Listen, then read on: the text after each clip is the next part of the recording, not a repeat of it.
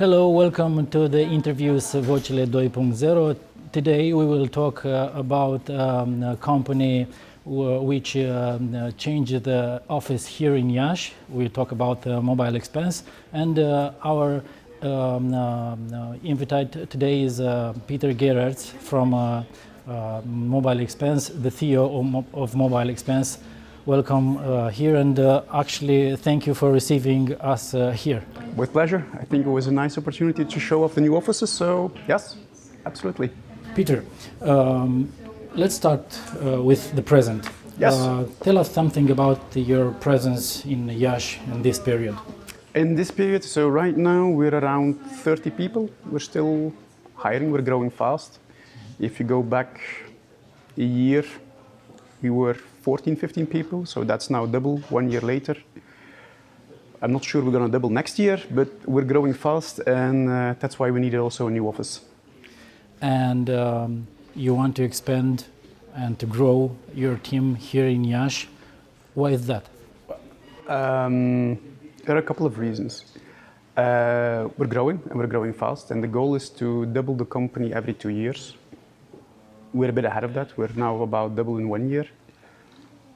And for me, well, we have a lot of good, highly educated, young, motivated people here in Iași. We actually discovered Iași a little bit by accident because one of our employees used to live here, and then he came back and he founded MobileXpense Iași. But for us, it has been a very good investment. We find, I wouldn't say easily, but we find a lot of young people with a high education. We also speak languages because we give support to international customers. So for us, so far, it's been a good investment. And for me, one of the things I do with the team is when we are looking for new people, I always ask, like, why should we do it in Brussels or why should we do it in Frankfurt?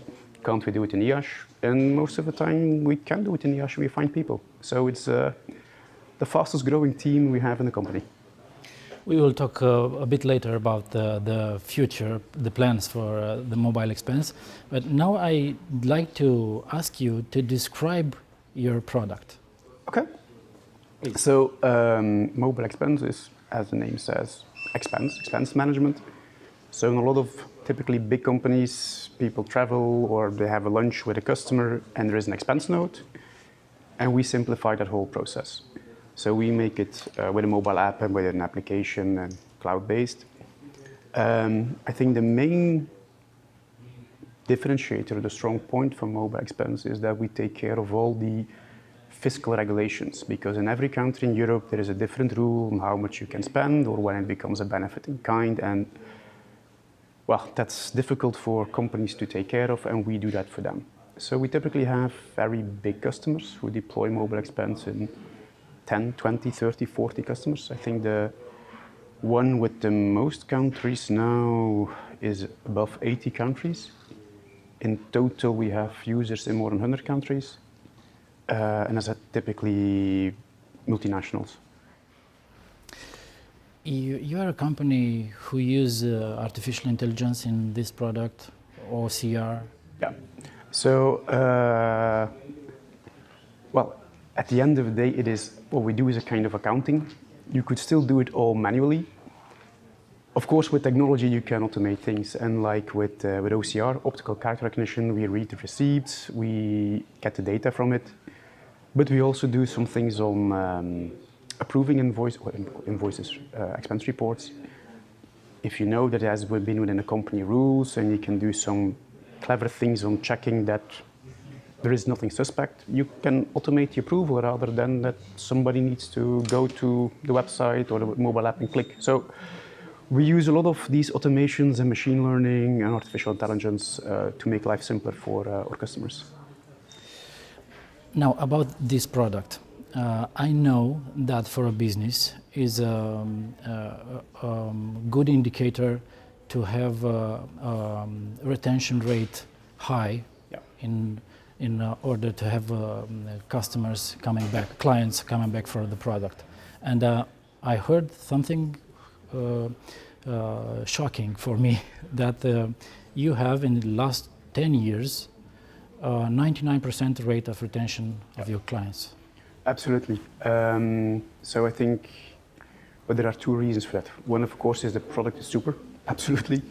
The second thing is this integrates with payroll systems, with ERP systems, with all kind of things, financial systems, and once it works and customers are happy, there is a bit of a reluctance to change. Of course, as long as the product does what it needs to do and they're happy with it. So I think there is, on one hand, a bit of a, at the financial side, because this is typically an accounting product, people don't want to change too fast, but they're very happy about the product. I think well, I recently lost one customer, and that's Thomas Cook. They just went bankrupt. So they sent a cancellation, but that is typically the only reason why we lose customers, or they get bankrupt, or they get bought by a big company, which then typically forces them to use SAP, because SAP Concur, that's our biggest competitor. So yeah, from a retention rate, it's extremely high. So basically, when you reach a client, if you can get them, they remain stick on the product. Yeah, so the company exists for almost 20 years. We have customers which are with us 15, 16, 17, 18 years, and big customers. So yeah, most of the customers are very happy. If you go to some of these websites, go to Crowd and whatever, the typical user reactions are also very positive. So, well, I think I can say we have a good product. Let's speculate a little bit, Sure. Approximatively. If I'm a client and I want to have your product, how much money I save and how much time I save using your product? Yeah. Money is a bit difficult to say, depends on how you're organized, because we typically automate the processing of expense notes. All the people manually doing that, that disappears, and that's 60, 70, 80, 90% saving.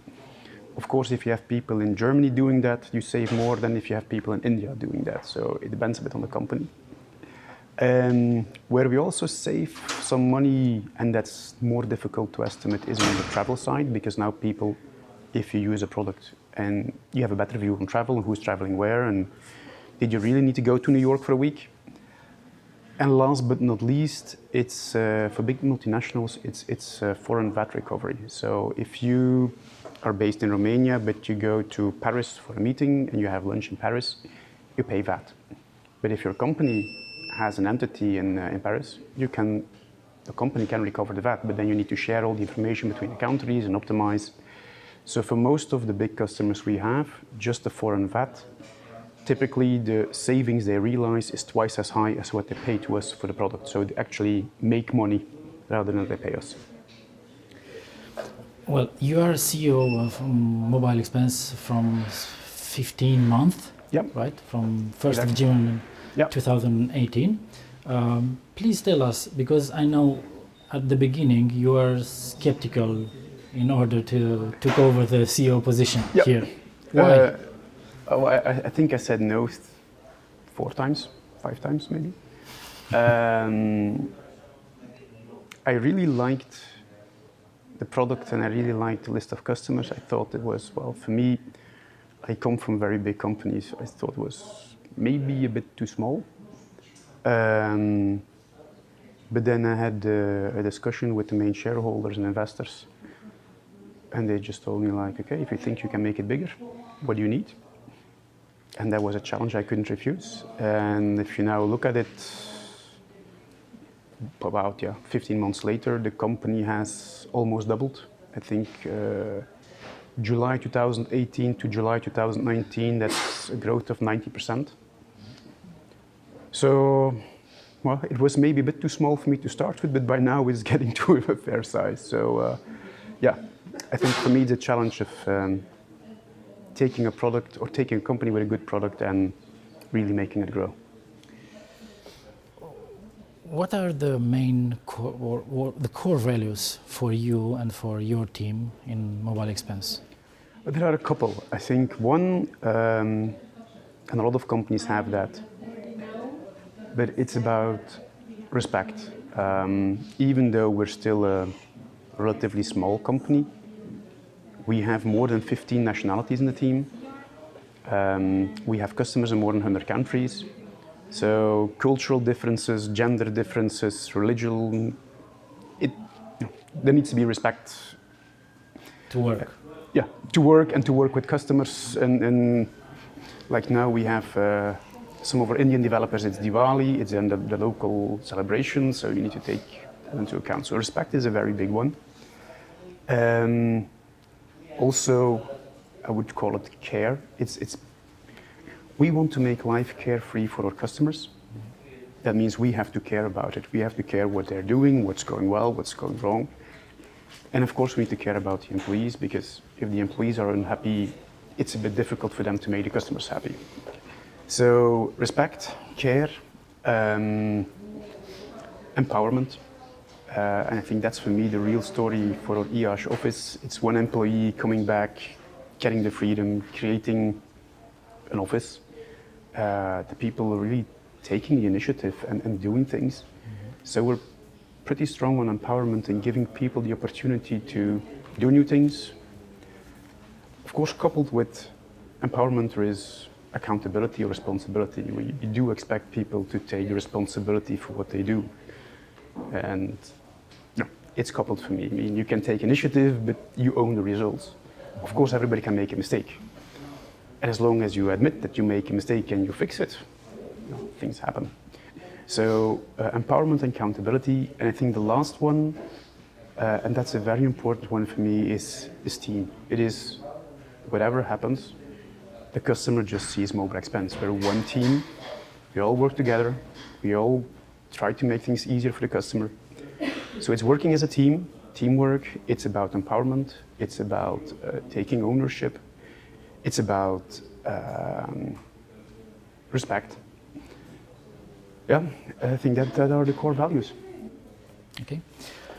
Please give us some numbers about the MobileXpense business in general, and about the team, your plans to grow, including here in Iași. So this year we'll probably end up with around 14 million euro revenue, which is about double of what we ended a year ago, basically. And we're growing at a quite aggressive organic rate. So on the enterprise part, 25% and higher and going up. So we're growing fast. That also means we hire people, a lot of people. If I take the offshore developers, we're now 160 people. 4 years ago, I guess the company was 25 people. Even if I just go back to the start of this year, we would have been around 100 people, and now we're more than 160. So growing very fast. And that's also what you notice in the Iași office, because in the summer 2018, there were 14, 15 people here. Now there are 30. So things are going very fast. And your viewers can't see it, but the other side of the office is still completely empty. So this side is full to host all the 30 people, but we have space for another 30 to 40 people in the office. So we're pretty sure we're going to fill that up in the near future. Peter, what would you say are the threats for the business in general when you want to grow so fast? Maybe the success could be at some point a bit of a problem for other things in company. Yeah, I think scaling is always a challenge. For me, there are two big things. One is you need to have the processes on the organization in place, because if you start growing at a rate like we're growing, and now we're like doubling every year, you don't have the time to just think about how should we do this, how should we do that, and if this, of course, you can't make the perfect plan, but you need to have the structure and the processes in place that you can grow without having to reinvent the wheel every time. And the other part, which is for me very important, is the people. If you grow fast, like we do, that means like at one point in time, for every employee who has been there for a while, there is one new employee.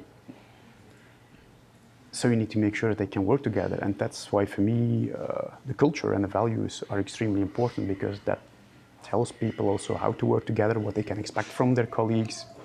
So one thing is structure and processes, but the other thing is very much on the people and creating that culture and atmosphere that people get on board quick, work with their colleagues, and stay, of course, because if they leave, then I need to even find even more people to do the growth we're doing. So organization and people. It's not a very sexy answer, but I think it's the basics. Okay. You said yesterday at the inauguration of this office that in a few years, maybe next year actually, the team in Iași will be bigger than the team in Brussels. Yeah, so in Brussels we're now around 50 people. And a year ago we were 40. In Iași a year ago we were 15, we're now 30, and if I look at the number of open positions, we're still looking to fill in. Well, if this continues, I think in maximum 2 years, Iași will be bigger than the Brussels office. And then we'll need to find a new office again. But yeah, we're growing very fast. You are not only a CEO, you are also a human, and you have a past. Tell us something about your life and your career before being CEO at MobileXpense. Well, I think a very, very long time ago, I graduated as an engineer. I did very technical things, worked for telecom companies, chipset design, algorithms, the very hardcore engineering. And then I wanted to discover, I can make this, but can you sell it? And why can you sell it? And what's important? And then I started moving in product management, sales, project management. But after a year or 15 in telecoms, there was a big shakeout. A lot of people got fired. I had fired too many people. I didn't like it anymore. And then I got the opportunity to join Basware. Basware is a Finnish company doing procure-to-pay, so invoice management and these things. Very interesting company, very tumultuous. Let's say the board had a different opinion than the management, and that didn't work out very well. Then moved on to electronic payments, Worldline, which is the biggest processor of payments. First in the management team of the Benelux, and then at the international level. And now MobileXpense. So I think for me, it's been always trying to find the point where you have the technology and the customers and where they interact. And that's always been the most interesting part for me. Pieter Geeraerts, thank you so much for this interview. I am Ovidiu Mihaiuc, and I thank you for watching Vocile 2.0. We will see you next time.